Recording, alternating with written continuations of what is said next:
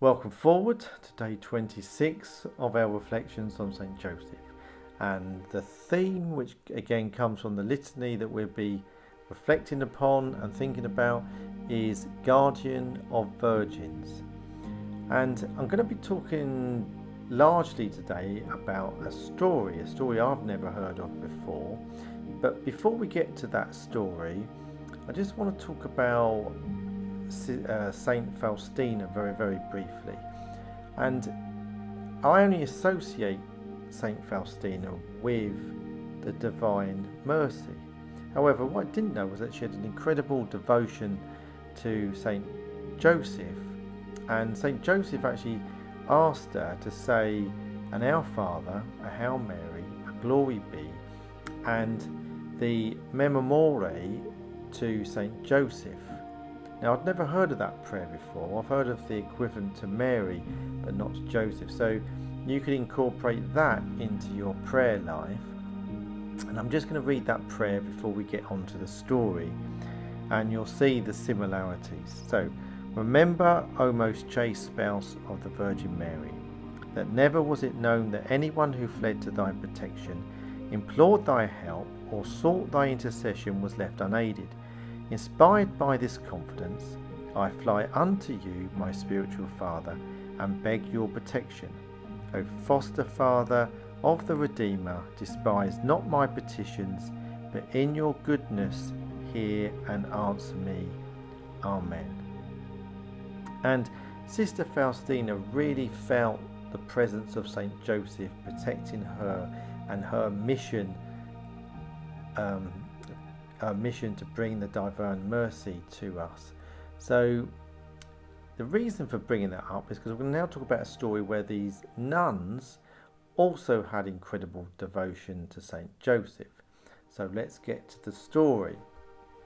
Now, in 1873 in New Mexico, the Sisters of Loreto there wanted to build a chapel, so they got a French architect to build this chapel.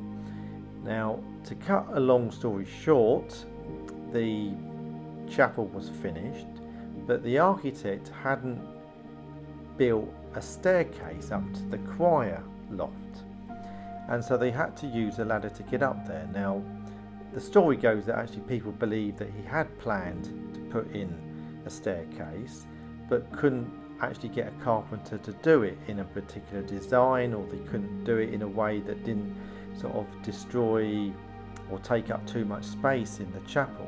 So they ended up having to go up a ladder. However, they tried to get the architect to build in a staircase, but when they found him that he'd died, so they couldn't actually do that. So they tried lots of local carpenters who tried and failed, or couldn't see how they could do it, under the remit. So they started a novena off to St. Joseph, and on the last day of the novena, a man knocked at the door and said, "I'm here to build your staircase." So they said, "Well, that's fine," thinking nothing too much of it because they'd been asking around for carpenters. And he said, "There's only one condition, is that I work on my own, behind closed doors." And they thought, well, that's fine as well. So anyway, so after 3 months, then he just disappeared, and the staircase was finished. And when they went in there, it was this wooden staircase, a spiral staircase going up to the choir, and it was a bit odd. But anyway, they obviously wanted to find the carpenter to thank him and so forth, as the story goes. But no one had heard of him. But then they said, well, but surely he must have bought the wood, from the lumber yard. They said, no one's been buying wood from here, taking it up to the chapel. So they actually didn't know where the wood come from. Anyway, on close inspection of this staircase, and there'll be a video at the end of this video of the staircase, it's actually now called the miraculous staircase because it's utterly amazing, and it's got no centre column, no weight bearing column, and it almost looks like if it's floating on its way up to the choir. There's no nails in it, it's just literally made of pegs of wood and so forth.